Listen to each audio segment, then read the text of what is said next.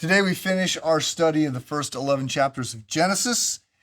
Yesterday, we started this summary. We went back to look at some of the most basic insights. I talked about the ordering of things. Today, we continue that with a couple more observations. So I want to note Genesis chapter 4, account of Cain and Abel. We see that there are essentially two ways that we can respond to God. We can respond with thankfulness for what we have. We can respond with resentfulness for what we don't have. This account does not try and explain away the inequality of the world. It simply says we have an option in terms of how we respond. We can look at positive aspects of what we've been given and be thankful. We can look around and see that others that have more, and we can be ungrateful. In Genesis 6 through 8, we came upon God's judgment, and we saw that although God is patient and long-suffering, that there is a sense in which eventually God will be prompted to act. Now, most of the time, the struggles that we face in life, I do not believe are the result of God's actions. I believe they are just simply the natural consequences of our sin. Sin is ultimately stupid behavior.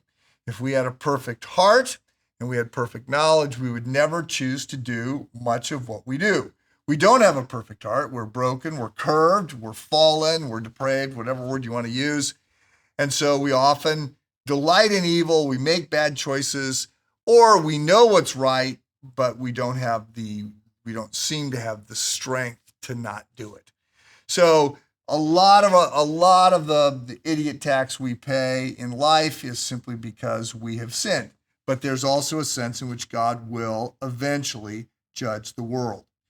In Genesis chapter 10, we dealt with the topic of pride, and we saw that there's a lot that we can do, but if our pride gets in the way, God is going to ultimately frustrate those plans.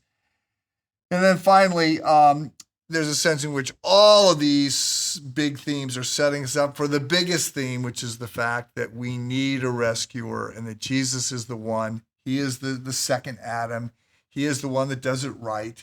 He is the one that is going to perfectly fulfill all of the law and then be the ultimate and perfect sacrifice that is given for our sins.